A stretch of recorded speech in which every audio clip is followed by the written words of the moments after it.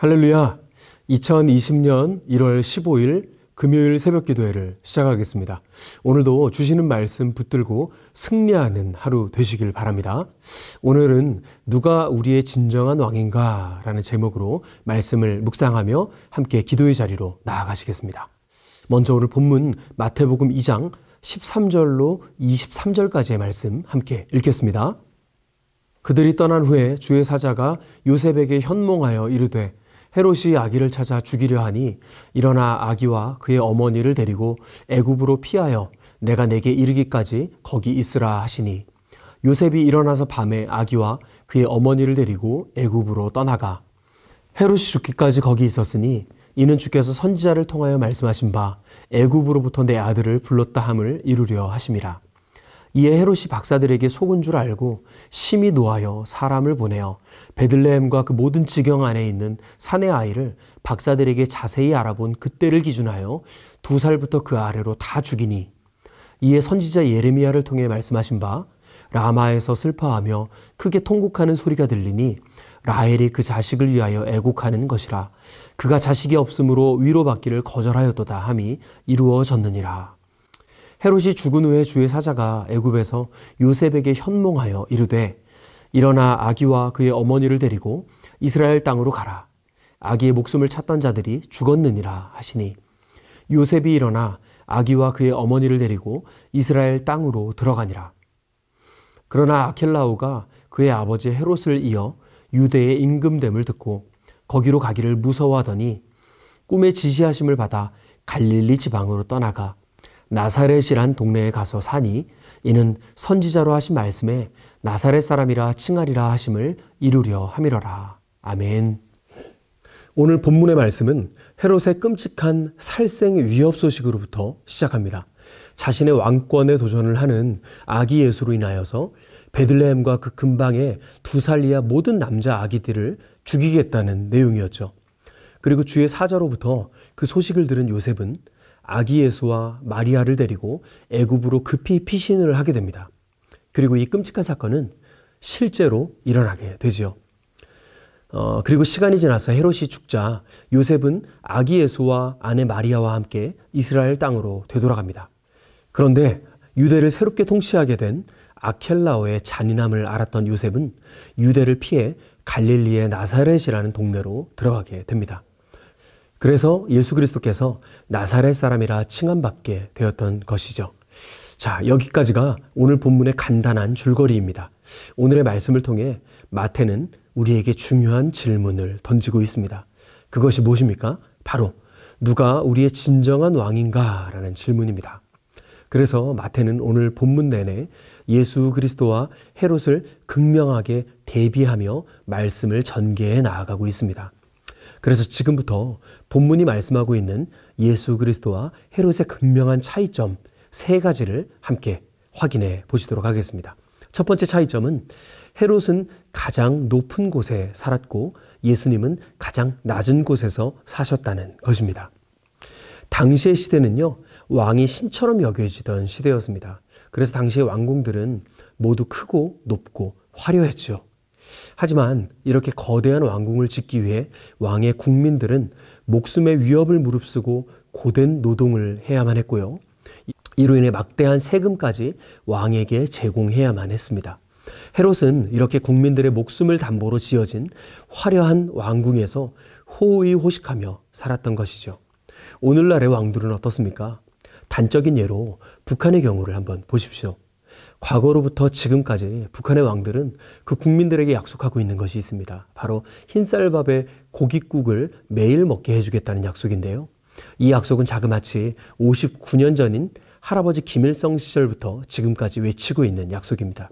하지만 2021년인 지금도 여전히 국민의 절반 이상이 만성적 영양실조에 시달리고 있는 것이 또한 북한의 현실입니다.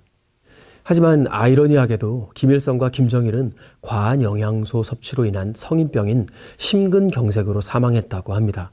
현재 왕인 김정은 또한 현재 고도 비만의 상태라고 하지요. 국민들의 절반 이상이 만성적 영양실조로 굶기를 밥 먹듯이 하는데 간간히 뉴스에 등장하는 김정은의 얼굴은 살이 쪄서 볼이 터질 듯 합니다. 이들은 백두혈통이라는 이들의 왕권을 유지하기 위해 국민들의 처참한 삶은 돌아보지도 않은 채 자신들의 배만 불리고 있는 것이지요. 하지만 우리 예수님은 어떠하셨습니까? 누추하기 짝이 없는 마국간 말구유 안에서 우리 예수님은 태어나셨습니다. 그리고 나사렛이라는 작은 시골 동네에서 가난하고 약한 자들과 함께 사셨습니다. 이 나사렛이라는 동네가 당시 사람들에게 어떻게 인식되던 동네였는지 요한복음에서 확인해 보실 수 있는데요. 잠시 요한복음 1장 46절의 말씀을 함께 보시겠습니다. 나다나엘이 이르되 나사렛에서 무슨 선한 것이 날 수 있느냐? 빌립이 이르되 와서 보라 하니라. 아멘. 당시 사람들에게도 나사렛이란 동네는 볼품없고 가난한 자들만 사는 곳 또는 희망이라고는 찾을 수 없는 곳으로 낙인이 찍혀 있었습니다. 그렇게 예수님은 형편없는 마국간에서 태어나셔서 형편없는 나사렛이라는 동네에서 형편없는 우리들과 함께 사셨습니다. 예수님은 세상의 왕과는 철저하게 반대되는 삶을 사신 거지요. 그렇게 그분은 그의 삶을 통하여 진정한 왕이 누구인지를 몸소 드러내셨습니다. 그래서 예수님은 의도적으로 이 땅에 가장 낮고 천한 곳으로 친히 오셨던 것입니다. 자, 두 번째 차이점은 헤롯은 살기를 원했지만 예수님은 스스로 죽음을 택하셨다는 것입니다. 오늘 본문 16절로 18절까지의 말씀을 함께 읽어보시겠습니다. 이에 헤롯이 박사들에게 속은 줄 알고 심히 노하여 사람을 보내어 베들레헴과 그 모든 지경 안에 있는 산의 아이를 박사들에게 자세히 알아본 그때를 기준하여 2살부터 그 아래로 다 죽이니, 이에 선지자 예레미야를 통하여 말씀하신 바 라마에서 슬퍼하며 크게 통곡하는 소리가 들리니 라헬이 그 자식을 위하여 애곡하는 것이라. 그가 자식이 없으므로 위로받기를 거절하였도다 함이 이루어졌느니라. 헤롯의 주변에는 늘 아첨하며 자신을 섬기는 자들로 가득했습니다. 게다가 입고 먹는 것 또한 늘 최고급이었겠지요. 그는 그에게 이 모든 것을 누리게 해준 그 권력을 사랑했습니다. 그리고 그는 어떻게든 현재의 삶을 유지하기를 원했지요. 그래서 그는 스스로 하나님됨을 자처했습니다. 나아가 자신의 그 권력 유지를 위해 수많은 아기들을 죽이는 잔인한 짓도 마다하지 않았습니다.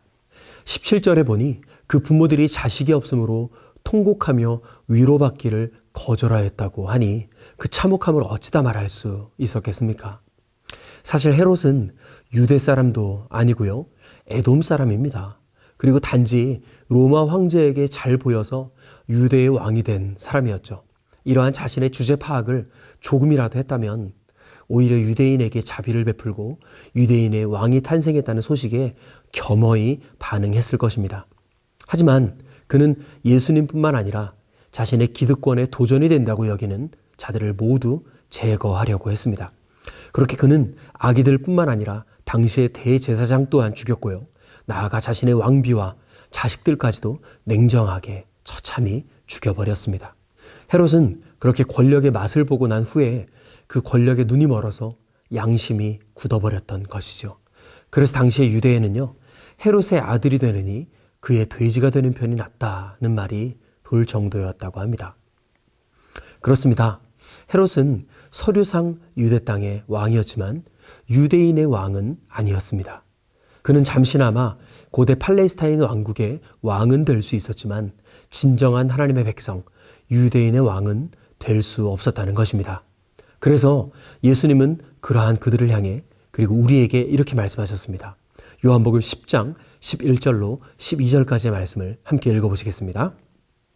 나는 선한 목자라. 선한 목자는 양들을 위하여 목숨을 버리거니와 삭구는 목자가 아니요 양도 제 양이 아니라 이리가 오는 것을 보면 양을 버리고 달아나나니 이리가 양을 물어가고 또 해치느니라. 아멘. 삭구 목자는 평소 온갖 달콤한 말로 양들을 안심을 시킵니다. 하지만 위기가 닥치면 제 목숨을 부지하고자 즉시 양들을 버리고 달아납니다. 하지만 참된 목자는 끝까지 자신의 양들을 책임집니다. 심지어 자신의 양을 이리로부터 지키기 위해 자신의 목숨을 버립니다. 오늘 우리에게 예수님이 말씀하십니다.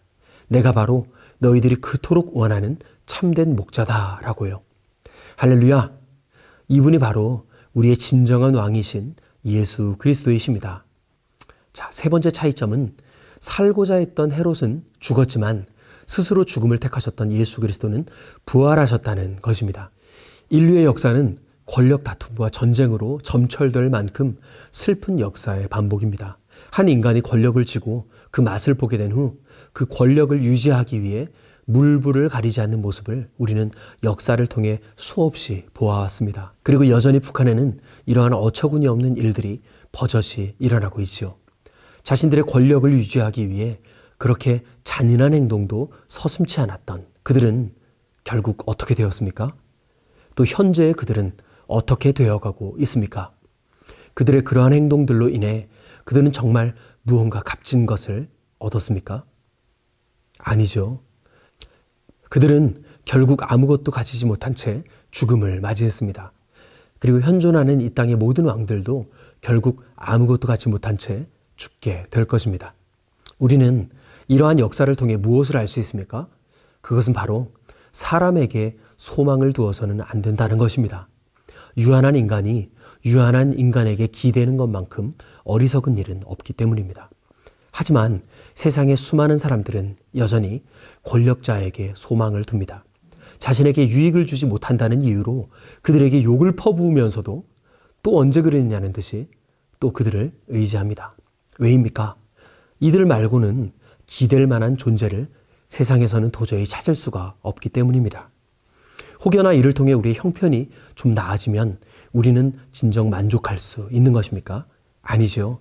오히려 더 큰 기대를 가지고 사람을 더 붙들게 될 것입니다. 하지만 붙드는 자나 붙들림 당하는 자나 소망 없기는 매한가지죠. 그래서 우리는 지금 누가 우리의 진정한 왕인가? 라는 이 질문 앞에 정직히 서야 한다는 것입니다. 예수님은 이러한 우리의 질문에 답이 되시려 의도적으로 낮고 천한 곳으로 내려오셨습니다. 그리고 자신의 목숨을 아낌없이 내어주셨습니다. 그렇게 우리를 향한 아버지 하나님의 그 영원한 사랑을 확증하셨습니다. 그리고 죽음을 이기시고 부활하심으로 우리에게 하나님과의 영원한 사귐의 자리를 약속하셨습니다. 할렐루야! 여러분, 누가 우리의 진정한 왕입니까? 이제 나의 일상에서 누구를 따르시겠습니까? 오늘도 우리의 진정한 왕이신 예수 그리스도만을 붙들고 따라가시는 저와 제일교회 모든 성도님들 되시기를 간절히 소망합니다.